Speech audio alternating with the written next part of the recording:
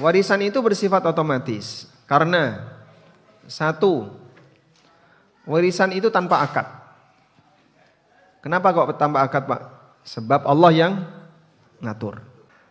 Sehingga baik orang tua menyampaikan maupun tidak menyampaikan, otomatis ketika seorang itu mati, maka hartanya akan menjadi hak milik ahli waris. Otomatis. Maka turunannya, karena dia adalah otomatis, satu, tidak perlu akad. Kalaupun nggak ada akad, jika A mati, maka otomatis seluruh harta A milik siapa? Milik ahli waris, meliputi istrinya, anaknya, dan siapapun yang merupakan ahli warisnya.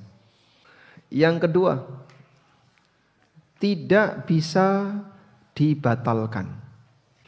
Maksudnya tidak bisa dibatalkan gimana, Pak?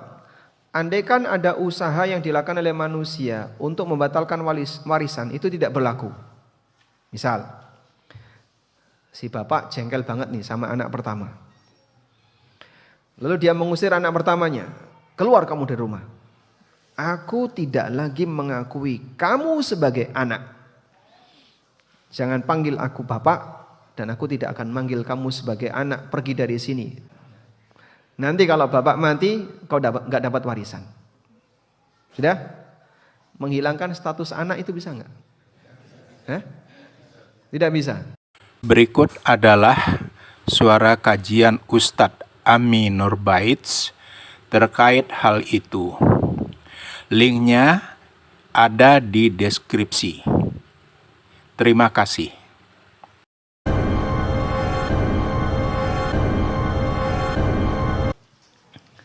Kita berbicara tentang wasiat terlebih dahulu sebelum masuk ke masalah waris. Berangkat dari sini Bapak Ibu. Jadi ada yang disebut dengan proses perpindahan harta. Proses perpindahan harta.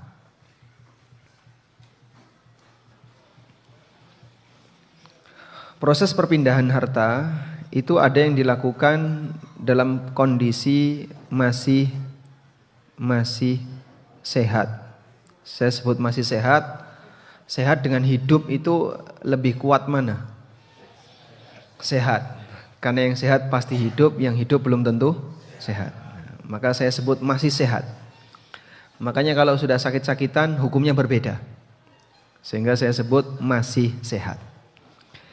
Yang kedua, proses perpindahan harta dalam kondisi sakit atau sudah meninggal.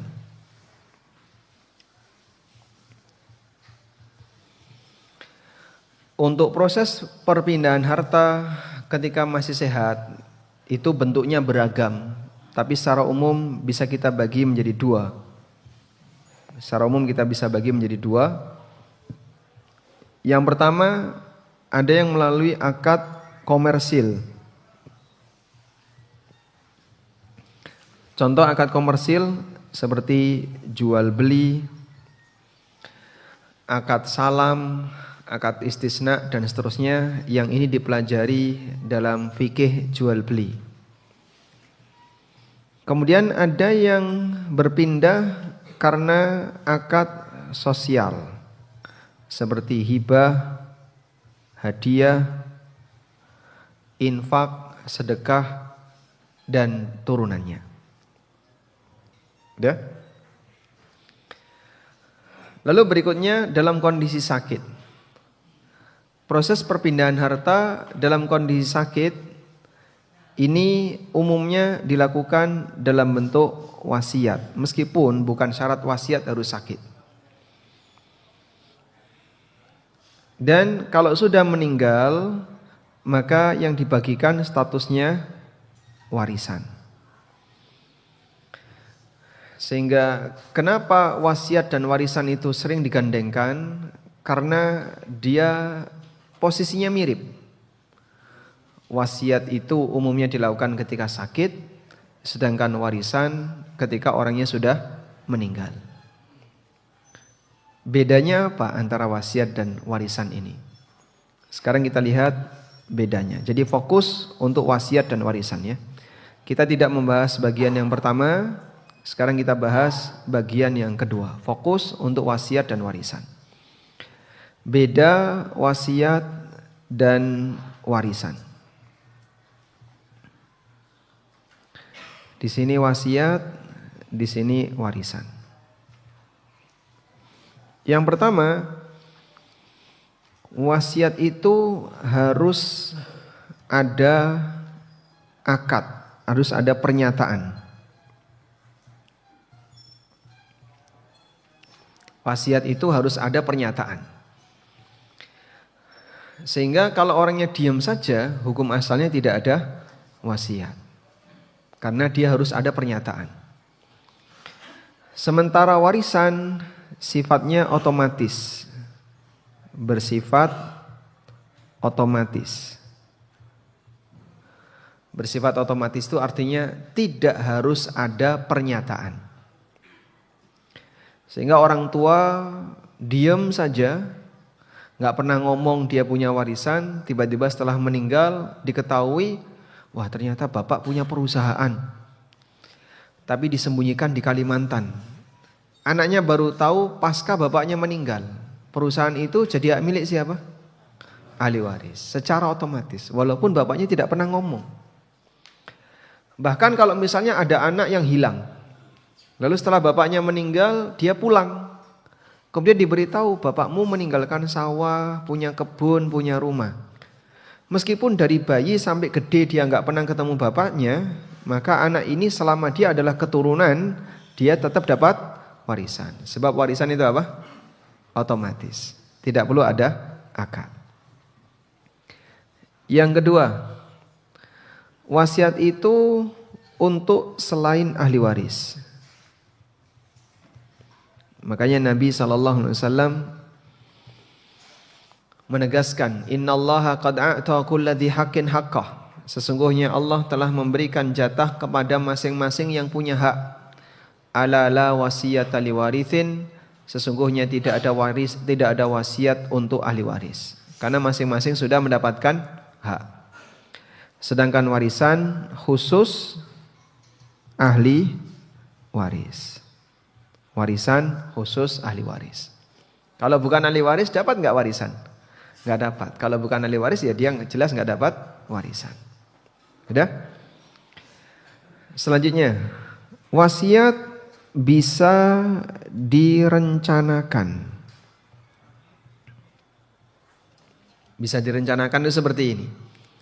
Nanti kalau saya mati, maka rumah ini saya wakafkan. Saya sedekahkan uang ini dan seterusnya. Bisa direncanakan. Kalau warisan tidak bisa direncanakan. Tidak bisa direncanakan. Sehingga nilai warisannya berapa? Wallahu alam. Nanti kamu akan saya kasih warisan 100 juta. Belum tentu fix 100 juta. Bisa lebih, bisa kurang. Tergantung jatah. Kalau wasiat bisa. Misalnya si A punya uang 1 miliar. Lalu sebelum wafat dia wasiatkan. Nanti kalau saya mati, saya akan serahkan 100 juta untuk lembaga X. Nah, ketika dia mati, maka 100 juta disalurkan ke lembaga X. Nilainya fix enggak? Fix, nilainya jelas, tertentu. 100 juta untuk lembaga X. Beda dengan wasiat. Kalau wasiat nggak bisa, beda dengan warisan. Warisan nggak bisa seperti ini. Dia ngomong ke anaknya, nanti kamu saya kasih warisan 100 juta. Belum tentu 100 juta. Bisa bertambah, bisa berkurang. Udah? Selanjutnya, wasiat maksimal berapa? Maksimal 1/3. Kalau warisan habis. Totalitas. Sehingga warisan nyisa itu nggak bisa. Warisan itu habis. Makanya ada istilah orang yang mendapatkan sisa atau asobah. Sehingga kalau ada warisan sisa diserahkan kepada yang berhak dapat asobah, berhak dapat sisa. Sisa itu bisa lebih banyak, bisa lebih sedikit, tergantung dari anggota keluarga yang mendapatkan jatah tertentu. Baik, insya Allah di sini paham?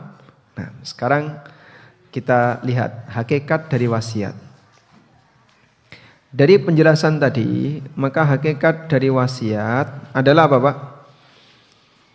Rencana untuk beramal yang ditunaikan pasca kematian. Itulah hakikat dari wasiat. Hakikat dari wasiat adalah rencana untuk beramal agar ditunaikan,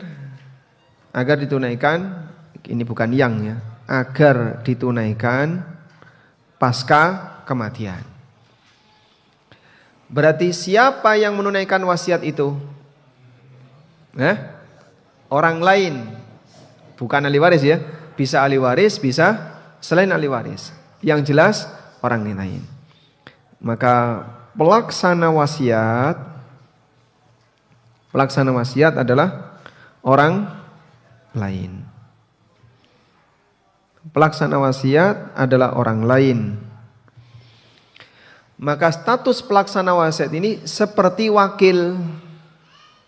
Status pelaksana wasiat itu seperti wakil. Kalau saya punya uang, ya, kemudian saya serahkan ke si A. Wahai A, tolong bawa uang ini ke lembaga, ke yayasan X. Serahkan uang ini. Kemudian si A berangkat menyerahkan uang itu kepada yayasan. Maka status A sebagai apa? Wakil dari donatur. A bukan donatur, tapi A adalah wakil dari donatur. Siapa donaturnya? Yang menyerahkan ini tadi. Sementara posisi A, dia hanya sebagai wakil dari donatur. Nah, wasiat itu terjadi ketika donaturnya sudah mati. Nanti kalau saya mati, serahkan ini ke yayasan A. Itu wasiat. Berarti posisi pelaksana wasiat sebagai apa? Wakil bagi mayit untuk menunaikan tugas yang telah diberikan kepadanya agar dilaksanakan pasca kematiannya. Berarti kalau saya nyerahkan uang ini kepada si A, tolong serahkan ke yayasan X, itu amal siapa? Amal A atau amal saya?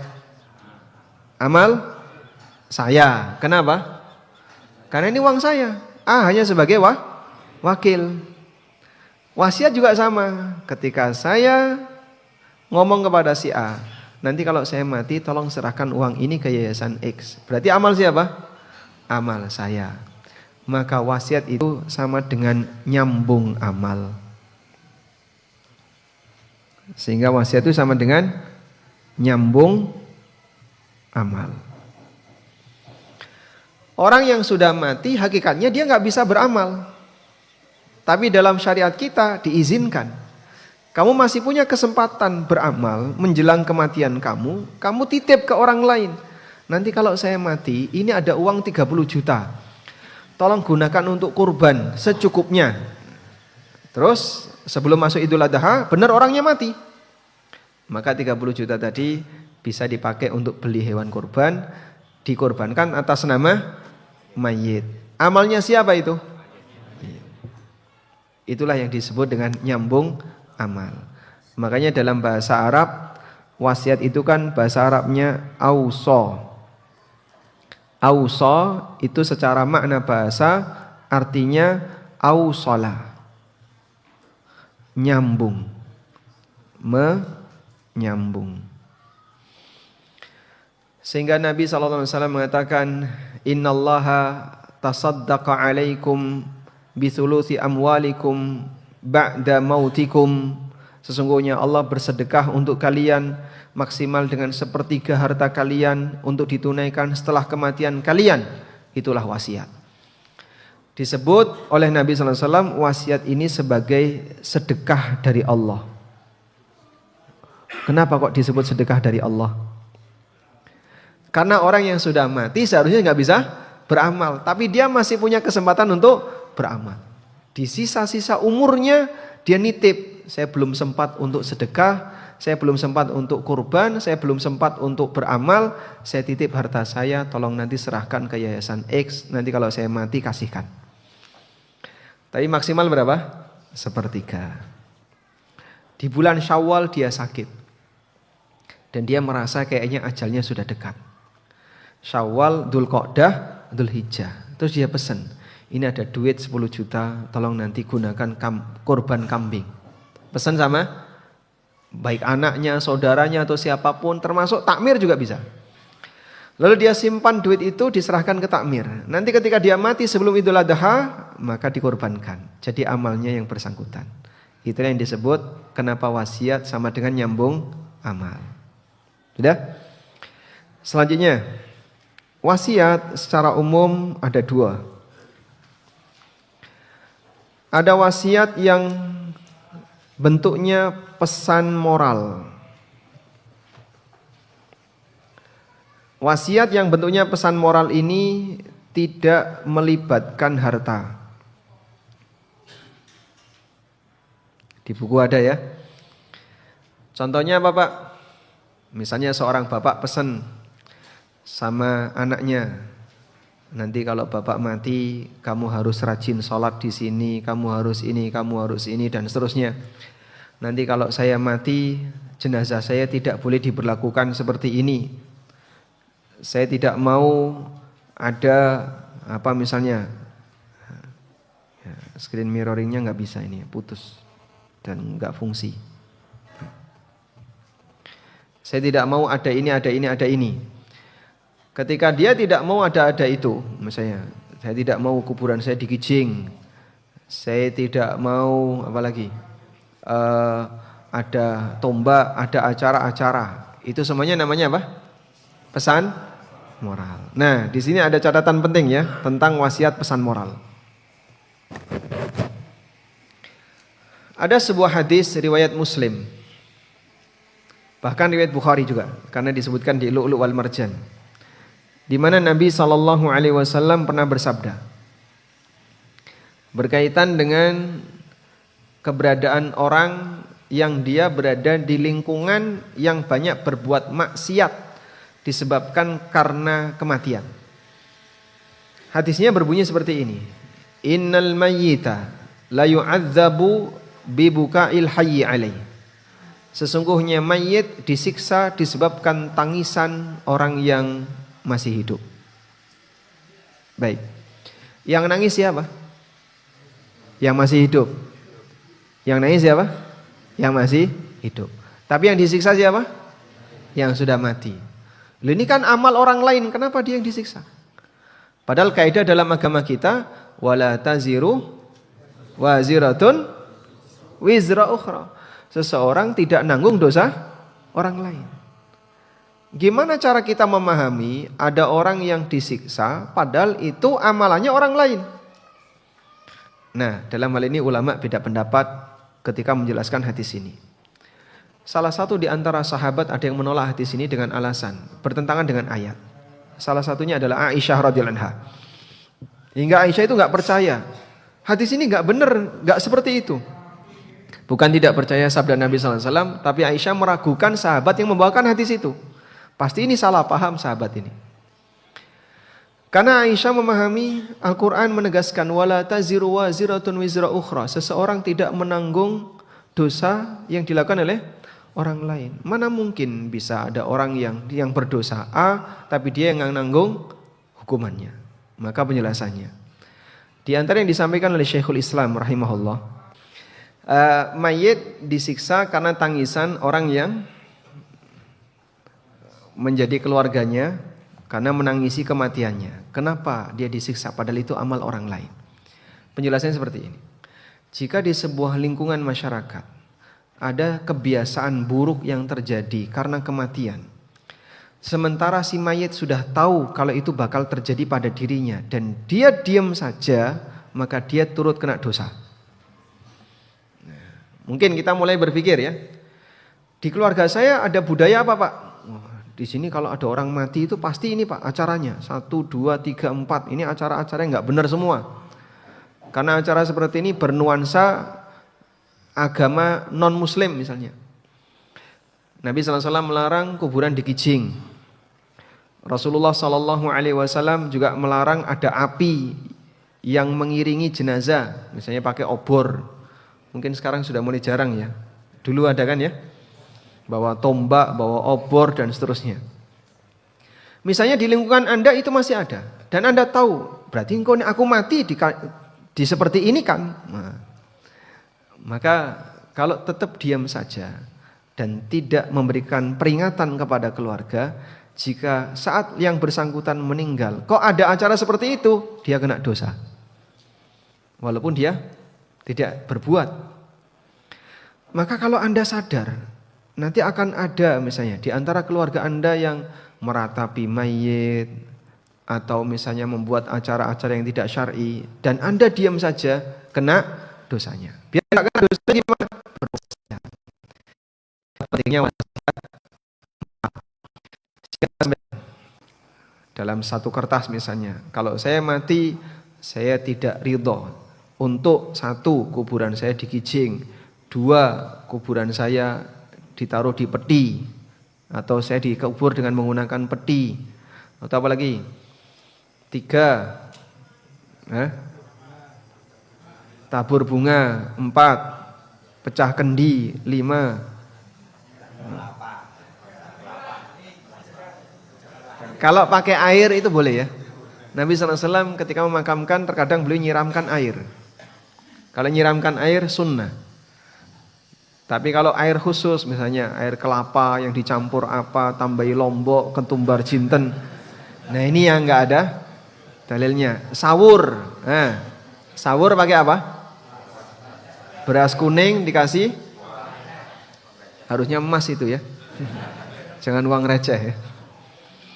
Misalnya dikasih emas batangan, pure 5 gram. Baik. Nah, seperti ini kalau Anda tahu ini akan terjadi pada diri saya kalau saya mati, maka tuliskan di situ. Kalau nanti anaknya menyalahi isi wasiat itu, yang nanggung dosa yang menyalahi. Tapi kalaupun ya orangnya tidak berwasiat lalu dilakukan seperti itu, maka yang bersangkutan juga turut kena dosanya. Itulah bahayanya kalau sudah tahu ada potensi maksiat tapi ternyata tidak ada perubahan. Baik, selanjutnya. Tadi kita sudah menyebutkan bahwasanya wasiat ada yang bentuknya pesan moral. Contoh wasiat pesan moral yang pernah terjadi di masa silam. Wasiatnya Nabi Ibrahim alaihissalatu wassalam. Wa wassa biha Ibrahimu banihi wa Yaqubu ya baniya innallaha astafa lakumuddin fala tamutunna illa wa antum muslimun. Am kuntum syuhada'a idh hadara Ya'qubal mautu idh qala li banihi ma ta'buduna min ba'di. Pernahkah kamu jadi saksi ketika Nabi Ya'qub alaihissalatu wassalam menjelang wafatnya dia berwasiat kepada anak-anaknya, ma ta'buduna min ba'di, apa yang akan kalian sembah setelah aku meninggal. Nah, wasiat keagamaan itu penting ya. Sampaikan kepada anak istrinya sebelum meninggal, agar nanti istiqomah di atas jalan yang lurus dan seterusnya. Baik. Boleh enggak berwasiat kepada istri? Aku nek mati ojo rabi meneh. Boleh atau tidak, Pak?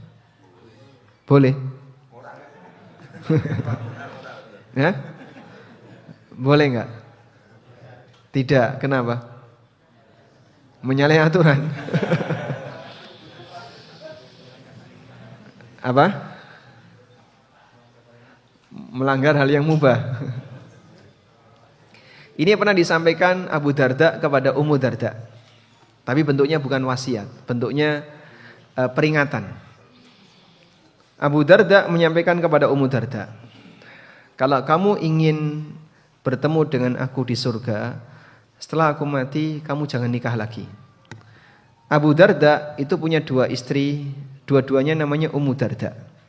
Ummu Darda Kubra dan Ummu Darda Sughra. Ummu Darda Kubra itu sahabiat. Ummu Darda yang senior itu sahabiat. Ummu Darda Sughra itu tabi'in. Jadi selisihnya jauh itu usianya. Maka saat Abu Darda mau meninggal, dia pesan kepada istrinya Ummu Darda Sughra yang junior, kalau kamu ingin ketemu aku di surga, kau jangan nikah setelah aku mati. Nah, bisa sampaikan ke istrinya ya. Kalau kamu ingin ketemu aku di surga, jangan nikah sampai setelah aku mati. Nah, ora apa-apa, aku tak golek liyane sing luwih dhuwur surgane. Wah, bojone wis lara tambah lara hati. Baik. Kemudian yang kedua adalah wasiat yang bentuknya harta. Nah, wasiat yang bentuknya harta tadi sudah kita sebutkan, aturannya tidak boleh melebihi sepertiga. Kalau melebihi sepertiga, maka kembali kepada kerelaan ahli waris. Wallahu a'lam. Baik. Selanjutnya, setelah kita mengenal wasiat, berikutnya saya akan bahas tentang perpindahan harta dari ortu ke anak.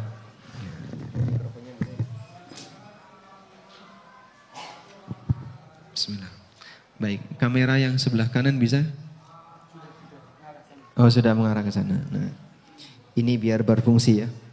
Tadi yang angkat ini siapa yang angkat ini? Panitia. Nah, biar dapat pahala, makanya saya pakai. Insyaallah. Sudah, kita akan belajar tentang proses, kelihatan nggak Pak? Perpindahan harta, proses perpindahan harta dalam keluarga. Tulisannya bisa dibaca? Anda bisa. Yang belakang bisa? Bisa. Coba dibaca apa? Baik, proses perpindahan harta dalam keluarga. Proses perpindahan harta dalam keluarga ada dari ortu ke anak. Ada dari suami ke istri. Ada juga dari istri ke suami dan sebaliknya. Ini berarti dan sebaliknya. Ini juga sama ya, dan sebaliknya. Udah? Kita fokus yang pertama dulu. Proses perpindahan harta dari ortu ke anak atau dari anak ke ortu. Proses perpindahan harta dari ortu ke anak atau dari anak ke ortu itu ada 3. Ada 3. Pertama, nafkah. Yang kedua, hibah atau hadiah. Yang ketiga, warisan. Wasiat ada enggak? Wasiat ada enggak? Kenapa enggak ada? Hah? Karena wasiat tidak boleh untuk ahli waris. Berarti suami berwasiat ke istri boleh? Wasiat moral. Nah, sehingga wasiat untuk keluarga itu hanya berlaku untuk wasiat moral. Baik. Kalau wasiat yang bentuknya harta tidak boleh untuk ahli waris. Sudah? Sekarang kita akan lihat perbedaan masing-masing. Apa sih perbedaan yang paling mendasar antara nafkah dengan hibah atau hadiah? Perbedaan yang mendasar antara nomor 1, 2 dengan 3. Baik. Nafkah itu 1, sifat-sifat nafkah. Ya. Nafkah hukumnya wajib. Yang kedua, sifat nafkah yang lain sesuai kebutuhan.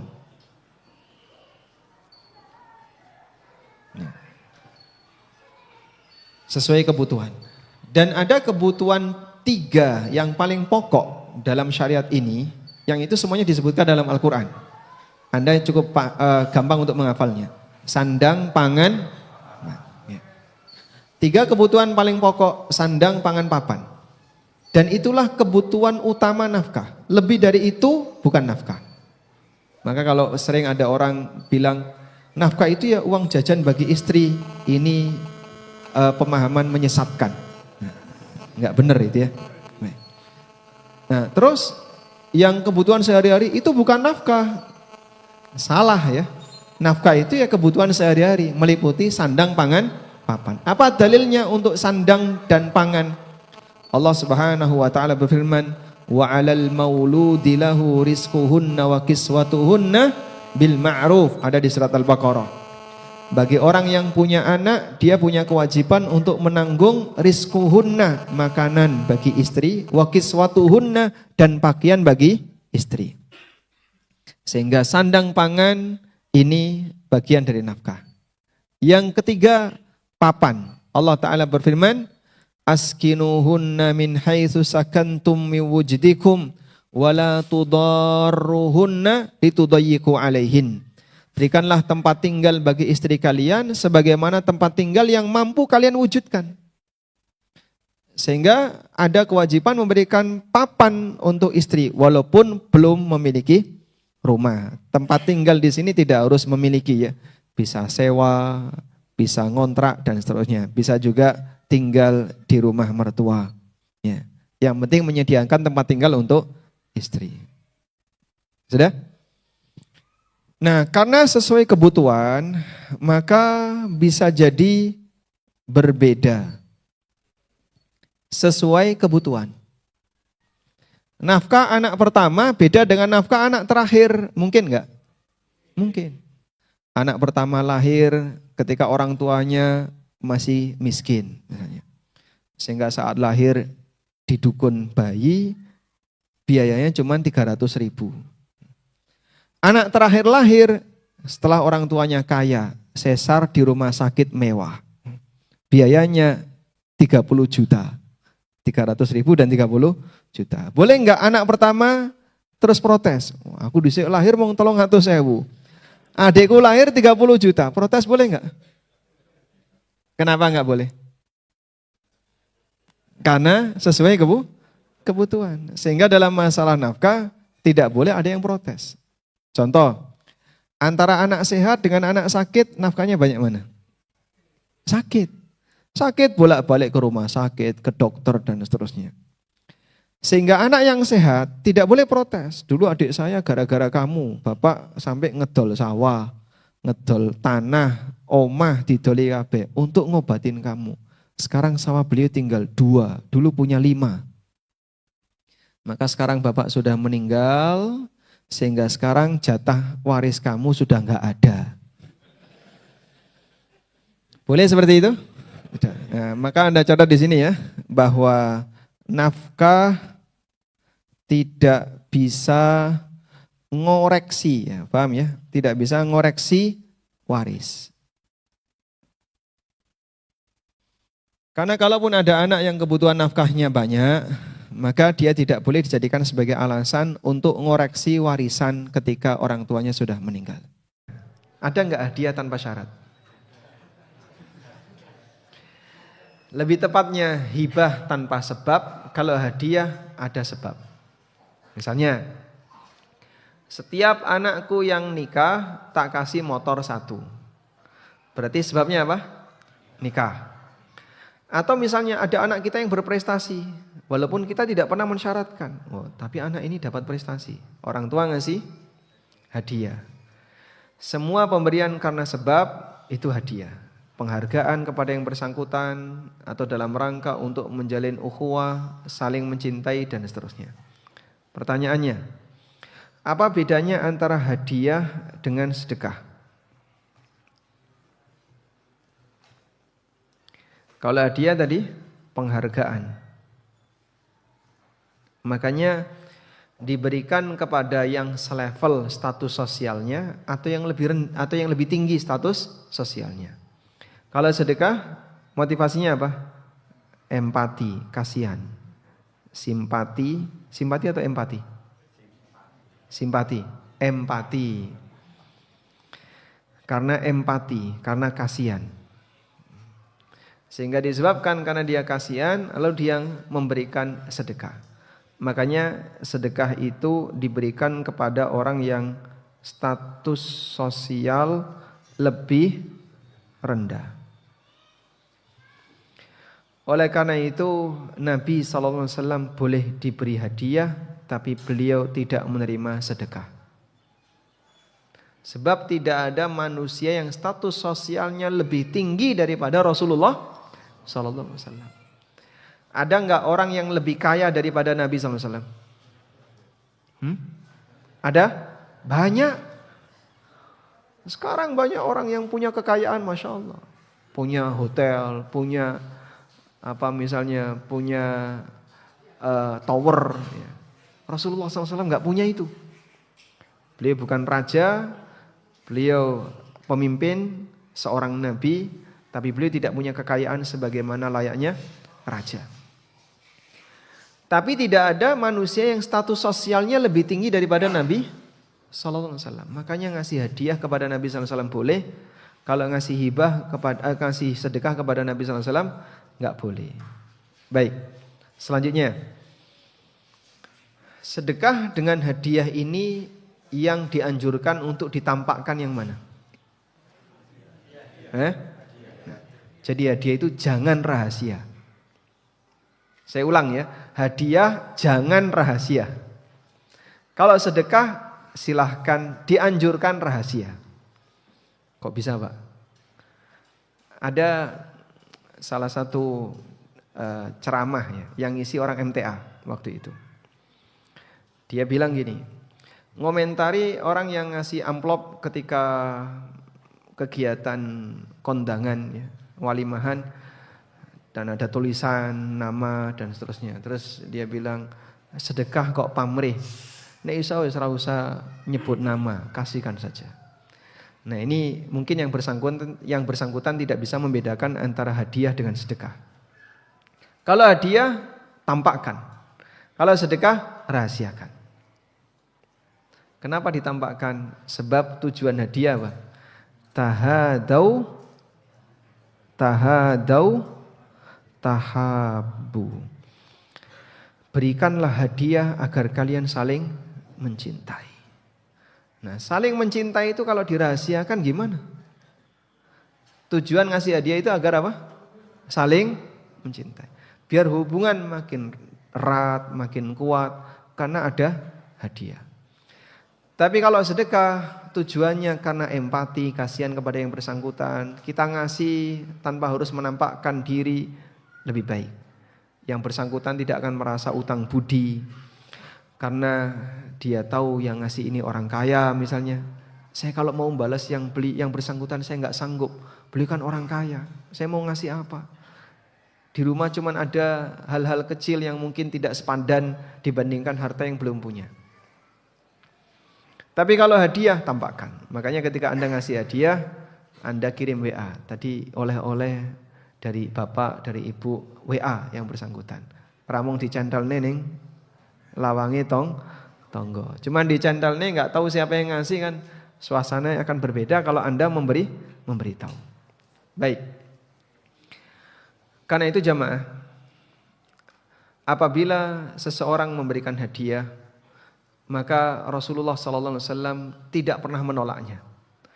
Karena Nabi SAW yaqbalul hadiyah wa yuthibu 'alaiha. Rasulullah SAW menerima hadiah dan beliau membalas hadiah. Baik. Selanjutnya ada hadiah yang haram. Apa itu? Hadiah untuk kepentingan. Maka hadiah untuk pejabat hukumnya haram. Sebab tujuannya bukan saling mencintai, tapi tujuannya karena ada kepentingan. Makanya begitu orang itu pensiun, masih dapat hadiah enggak? Langsung terjun bebas. Banyak pejabat yang testimoninya seperti itu. Begitu dia pensiun, sindrom power. Sehingga power sindromnya itu muncul. Dulu banyak orang datang ke saya ngasih sesuatu, sekarang sudah enggak ada lagi. Kamu sudah tidak dibutuhkan.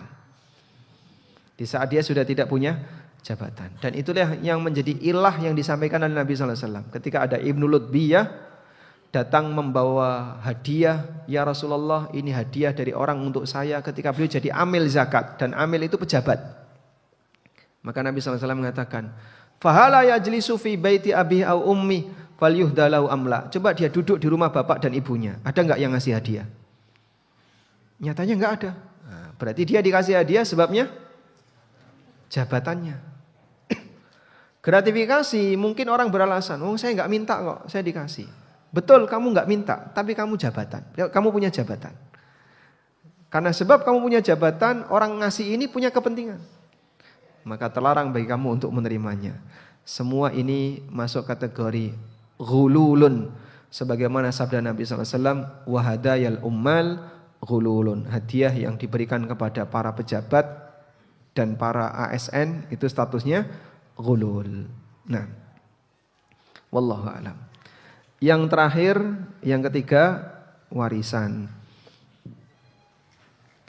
Nah, untuk warisan ini sudah diatur oleh syariat.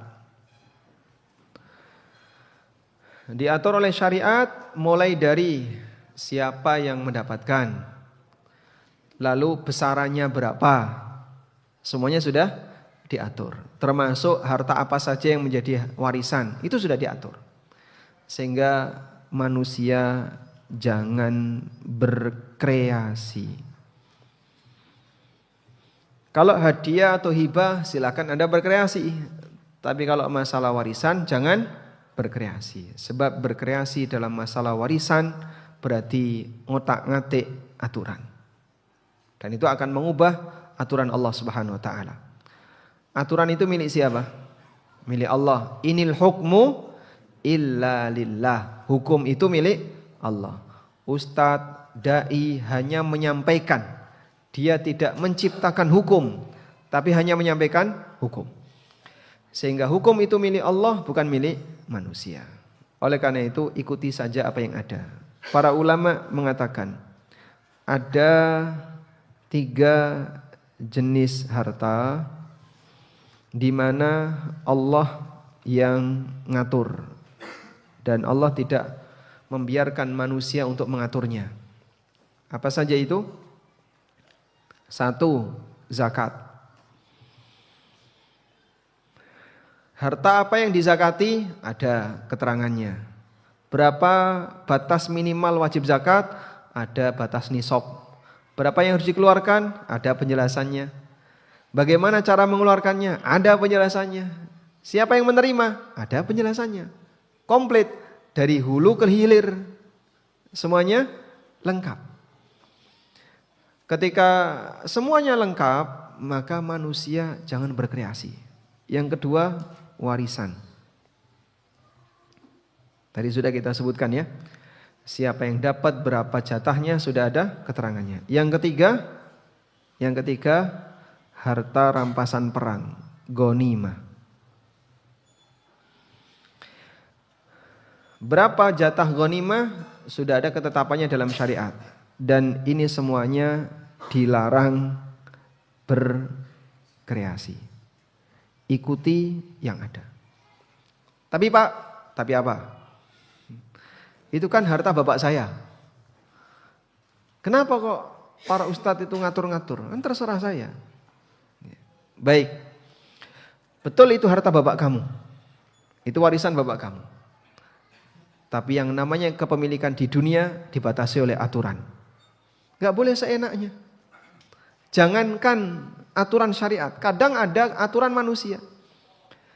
Bapak punya sawah, pinggir jalan bagus, datar, muka, lebar muka 30 meter, Masya Allah. Ke dalam 100 meter, sawahnya bagus. Mau dibuat hotel, tapi lahannya lahan hijau. Perlu proses nggak? Proses apa? Pengeringan dulu hingga jadi lahan kuning. Habis kuning nanti ngurus IMB dan seterusnya. Wong tanahku dewe tak bangun hotel kok. Ya terserah aku. Nggak bisa. Dibongkar nanti hotel bapak. Nggak dapat izin untuk bangun. Kenapa? Karena meskipun itu tanahmu sendiri, tapi lahan kamu adalah lahan hijau, ada peruntukan sendiri. Dia punya lahan di pinggir sungai. Kena daerah bantaran sungai. Dibuat bangunan gedung, enggak bisa, Pak. Secara aturan ini melanggar. Loh, ini kan tanah-tanah saya. Saya mau bangun rumah di situ kok enggak boleh? Ada aturannya, Pak.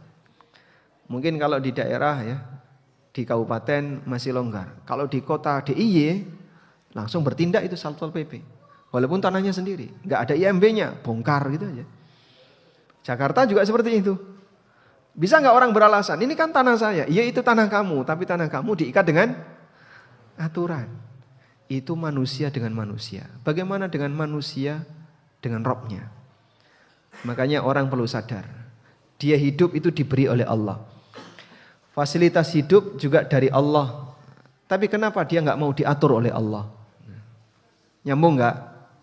Kamu itu cuma diberi oleh Allah, kenapa nggak mau diatur oleh yang memberi?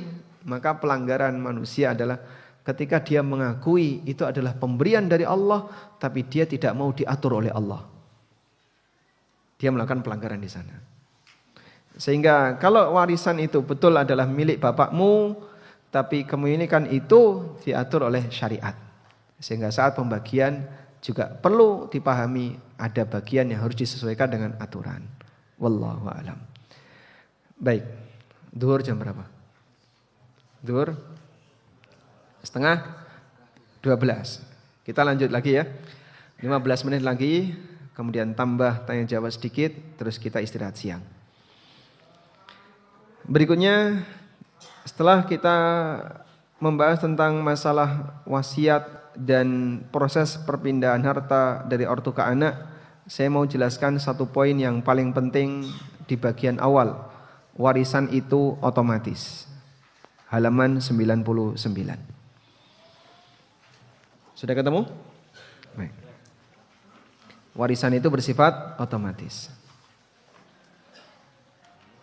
Baik.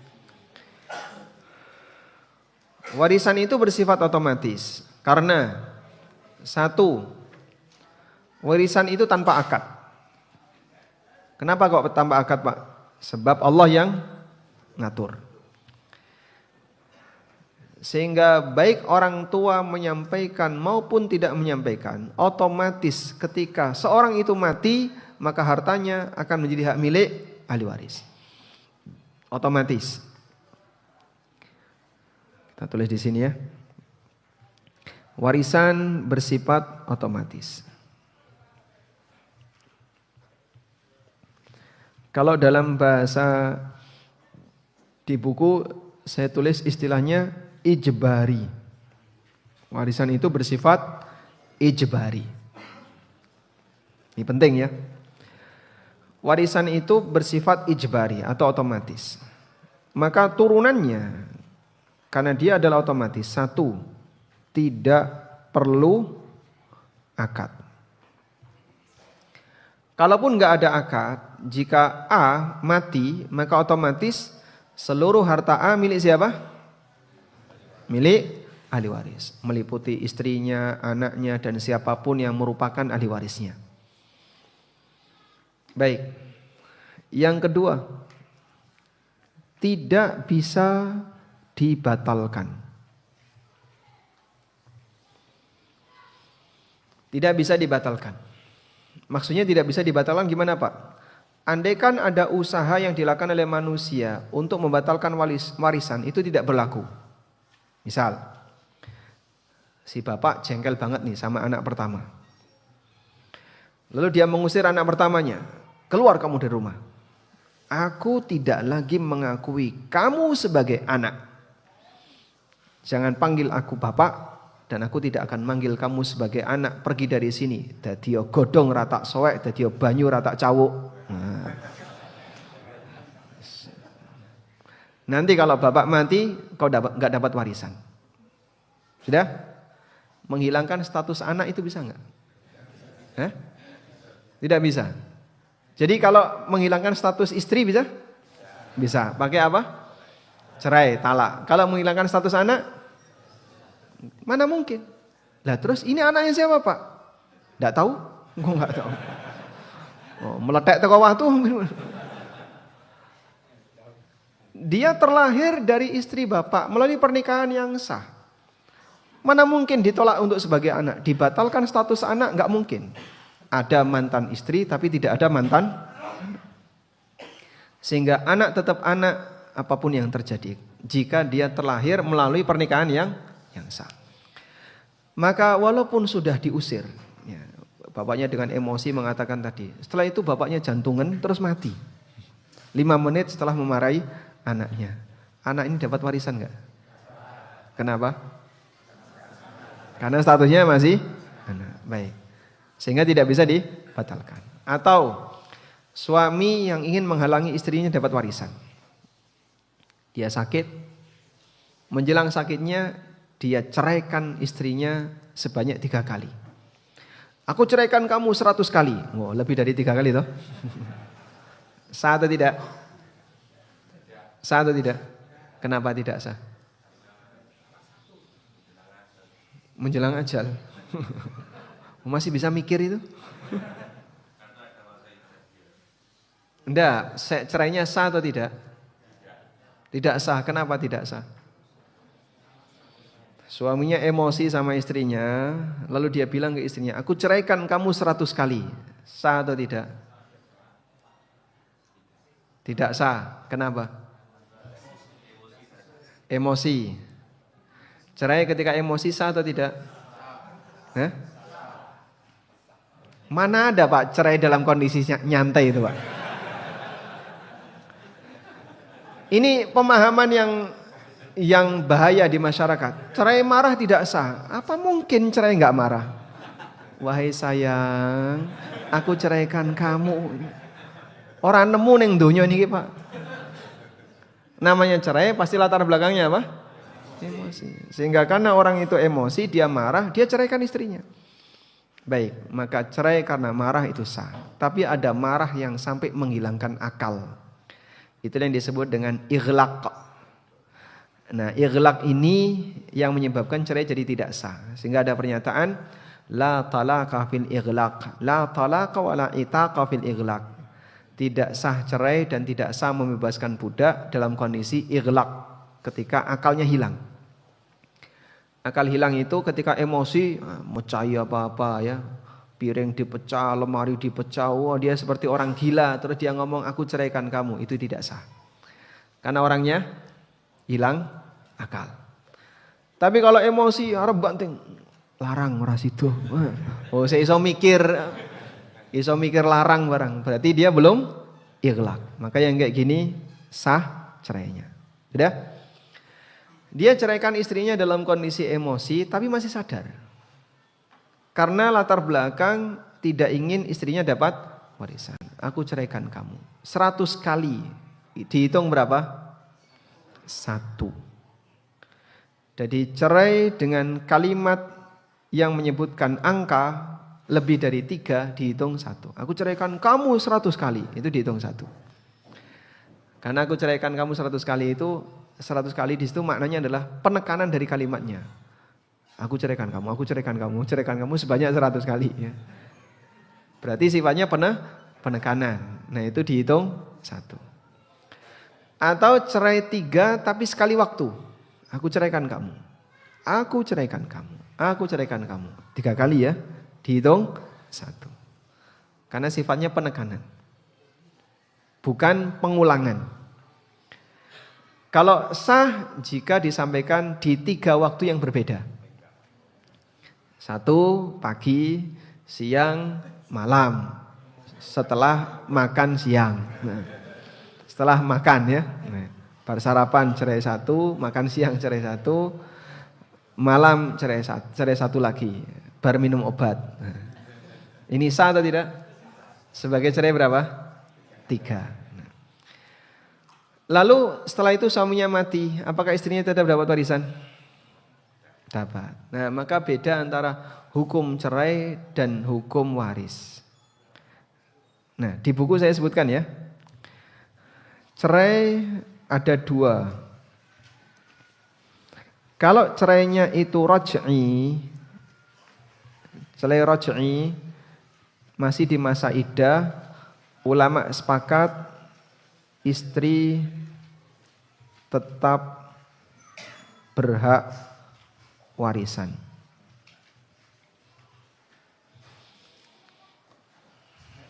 Untuk cerai raj'i, istri tetap berhak atas warisan.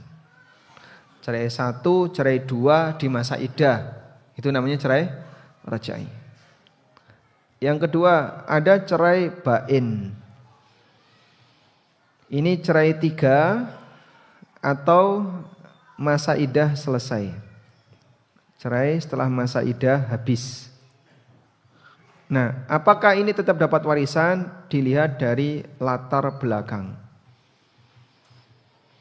Apa latar belakangnya sang suami menceraikan istrinya? Kalau latar belakangnya karena tadi suami tidak ingin istrinya dapat warisan, maka sang istri tetap dapat warisan. Jadi latar belakang itu dihilangkan. Dengan adanya tujuan itu, maka tidak diberlakukan niatnya. Itu yang dimaksud warisan tidak bisa dibatalkan. Sudah? Baik. Yang ketiga, karena warisan itu bersifat otomatis, maka harta mayit seketika pindah hak milik. Seketika pindah hak milik jika utang dan wasiat sudah ditunaikan.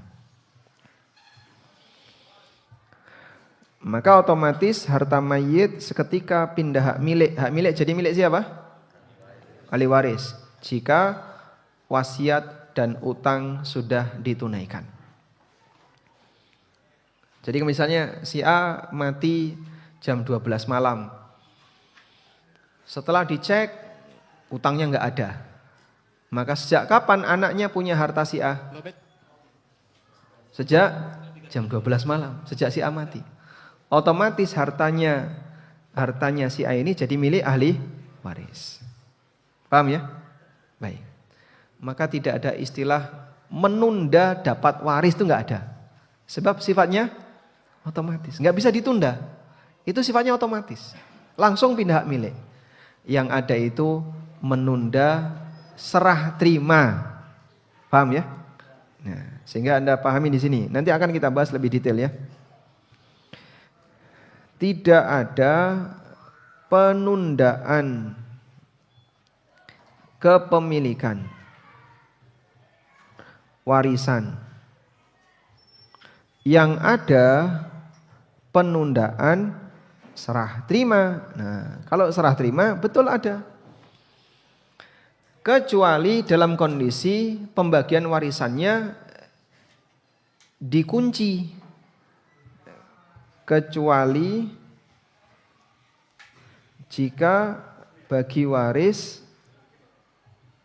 terkunci. Kapan bagi waris terkunci?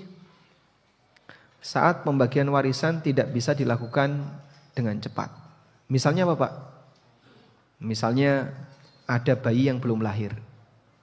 Ada bayi belum lahir. Ada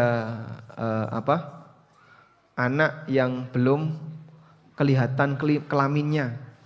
Ada anak yang hilang dan seterusnya. Nah, di posisi itu maka penundaan warisan harus dilakukan.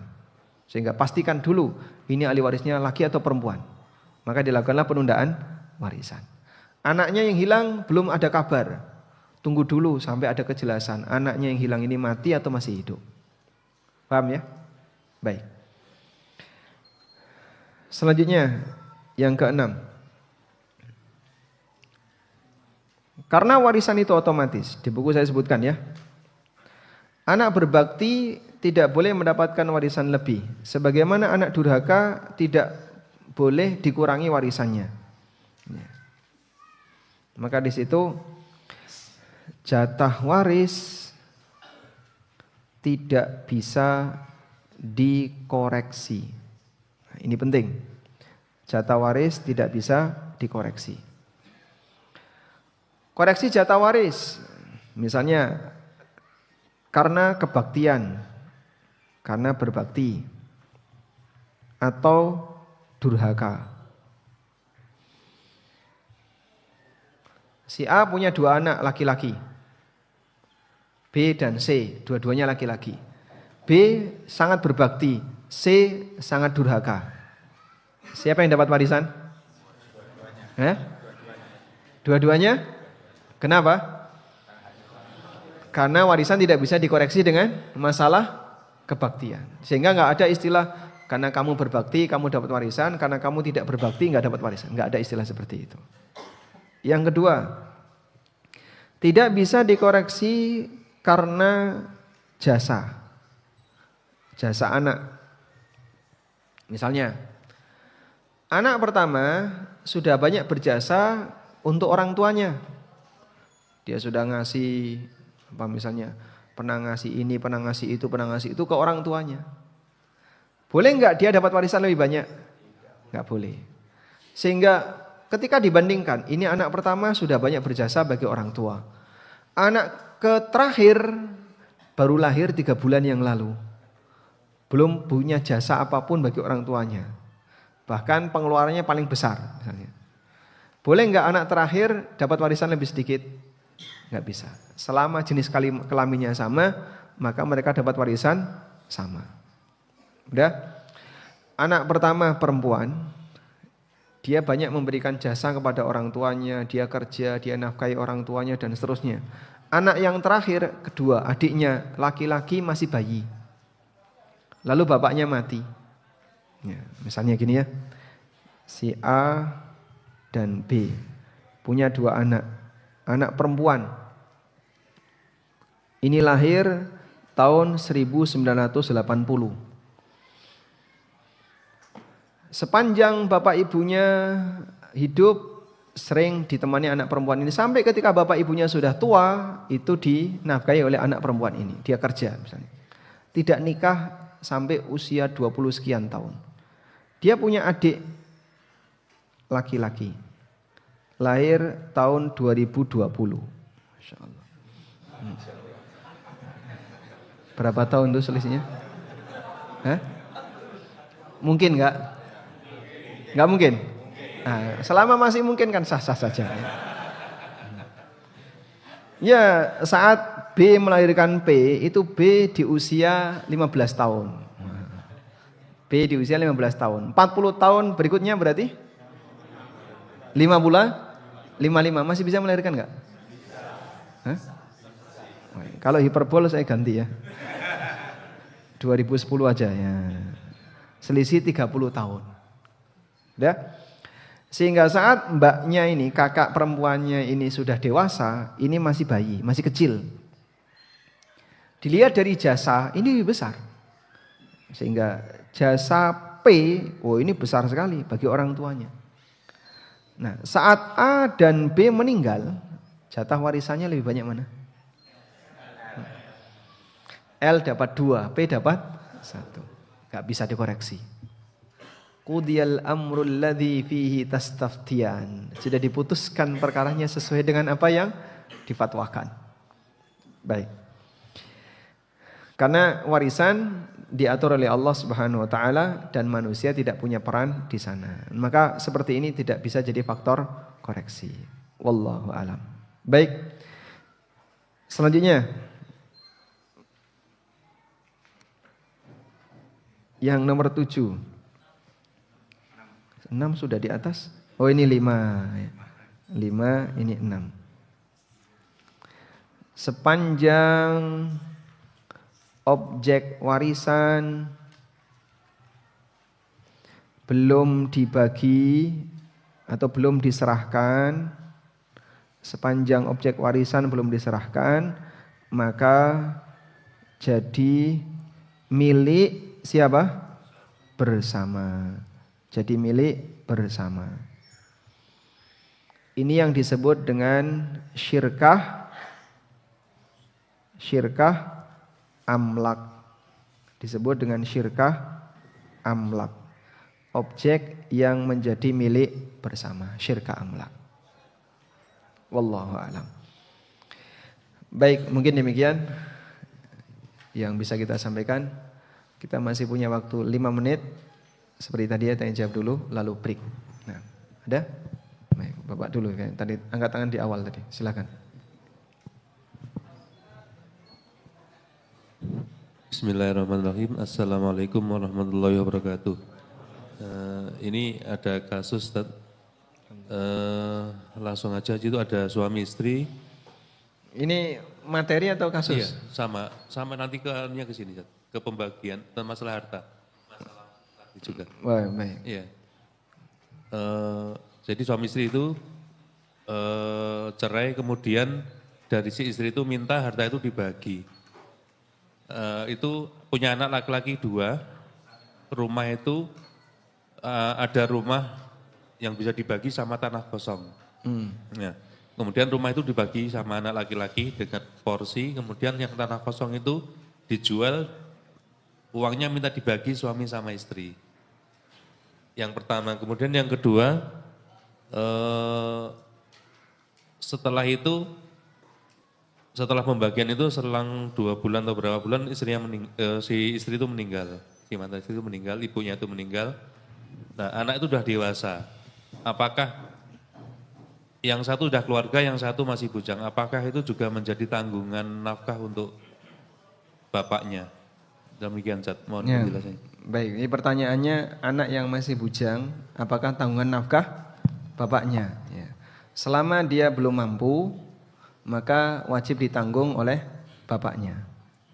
Jadi nafkah untuk anak laki-laki itu yang benar batasannya mampu. Walaupun sudah balik, tapi kalau dia nggak mampu, seperti yang tinggal di pondok, yang masih mahasiswa, SMP sudah balik belum? SMA udah balik ya. Dia balik di kelas 2 SMP misalnya. Tapi dia tinggal di pondok belajar. Mampu nggak anak ini? Tidak, dia nggak mampu bekerja. Maka siapa yang harus nanggung nafkahnya? Bapaknya. Bapak berkewajiban nanggung nafkah anaknya. Karena anaknya belum mampu untuk kerja. Walaupun sudah balik. Begitu ya. Sehingga nanti bapaknya wajib nanggung nafkah dari sang anak meskipun dia sudah bercerai dengan ibunya. Selanjutnya. Yang poin awal. Pembagian apa? Pembagian harta suami istri yang meninggal tadi. Yang masih hidup karena cerai. Ya kalau suaminya ridho silahkan. Dan ketika cerai itu kan istri yang dicerai punya hak namanya mut'ah, uang pesangon. Mengenai besaran pesangon dikembalikan kepada keputusan hakim jika melalui pengadilan. Nah, selanjutnya.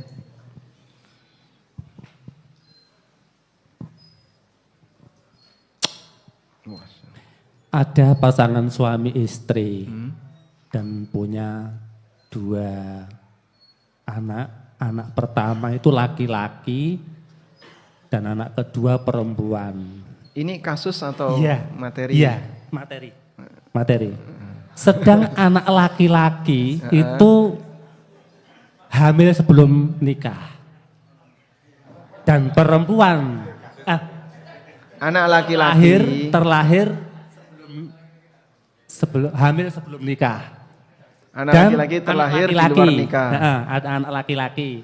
Yang anak kedua perempuan itu sudah terlahir setelah melalui pernikahan itu. Ya. Orang tuanya dua-duanya meninggal. Apakah anak laki-laki itu tadi juga mendapatkan warisan? Masya Allah. Baik. Ini kasus ya, bukan materi. Fokus di yang tadi kita bahas dulu ya. Jadi untuk kasus kita taruh di belakang ya. Untuk kasus kita taruh di belakang. Satu lagi harus materi ya. Baik, hibah. Sampaikan ke moderator ya, biar nanti moderator. Ditulis tangan aja yang kasus. Hibah ada batas maksimalnya enggak? Hibah enggak ada batas maksimal. Hibah boleh keseluruhan.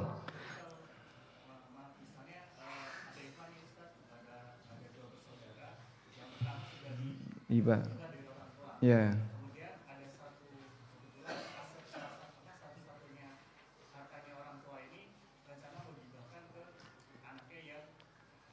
Ya.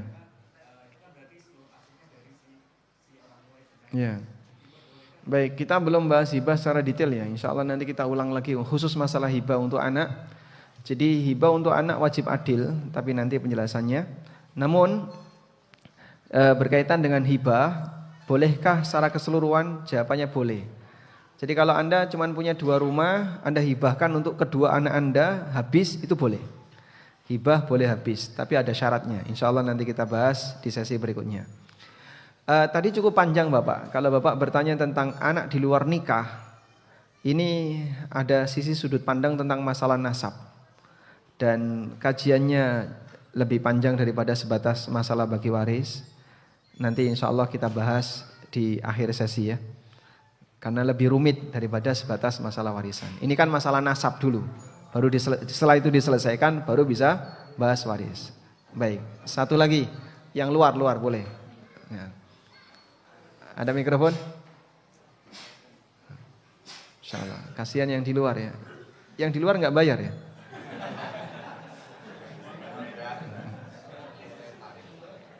Tes. Okay. Alhamdulillah gratis Ustaz.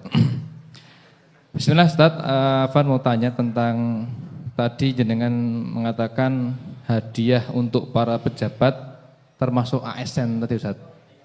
Apa yang dimaksud tadi Ustaz? Kalau ASN itu kan ada seperti apa tambahan-tambahan seperti itu Ustaz. Nah itu apakah termasuk hulu atau gimana Ustaz? Nah. Syukran, jazakallahu khairan. Hadiah untuk pejabat ASN. ASN itu pejabat atau bukan? Pejabat. Semua aparat negara, baik aparat sipil maupun aparat penegak hukum maupun aparat-aparat yang lainnya, mereka adalah pejabat dan tidak boleh dapat hadiah dari masyarakat. Tapi kalau itu diberikan oleh pemerintah seperti gaji ke-13, THR, terus apa lagi? Tunjangan, jaminan kesehatan dan seterusnya selama resmi dari pemerintah sehingga ada undang-undangnya, ada peraturannya, hukumnya halal. Tapi kalau dari masyarakat, apapun itu hukumnya dilarang. Nah, yang kita maksud tadi tentu saja bukan hadiah dari pemerintah, tapi hadiah dari masyarakat. Nah, wallahu alam. Satu lagi boleh Ustaz?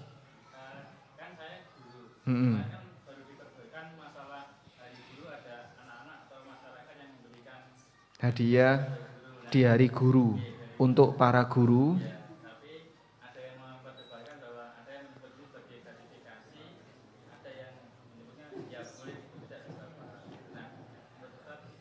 Nah, Bapak ASN? ASN, baik. Kalau tidak seberapa itu kan boleh karena tidak seberapa. Coba kita baca hadisnya. Nabi SAW pernah menyebutkan, Man ista'malahu fakatama minna mikhyatan. Siapa yang aku tunjuk sebagai amil, lalu dia menyembunyikan barang hadiah walaupun berupa jarum. Jarum itu seberapa atau tidak seberapa? Seberapa Pak? Sakit itu kalau ditusukkan. Sehingga kalau alasannya tidak seberapa, ini kan tidak seberapa. Jarum itu seberapa atau tidak seberapa? Jadi kalau ukurannya jarum saja Nabi SAW melarang, apalagi lebih dari jarum. Oleh karena itu di tempat kita ya tidak cuman ukurannya jarum Pak, bahkan bisa lebih dari rokok jarum itu berapa sih? Berapa Mas? 20.000 ada? Lebih 30.000. Nah, kalau 30.000 itu disebut tidak seberapa, ya ini pelanggaran. Padahal satu jarum saja ya, baik.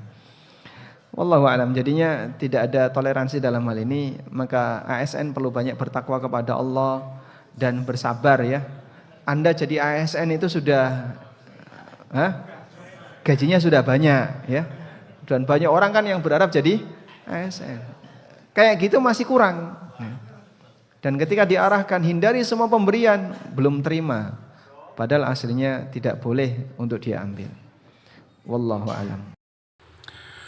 Assalamualaikum warahmatullahi wabarakatuh.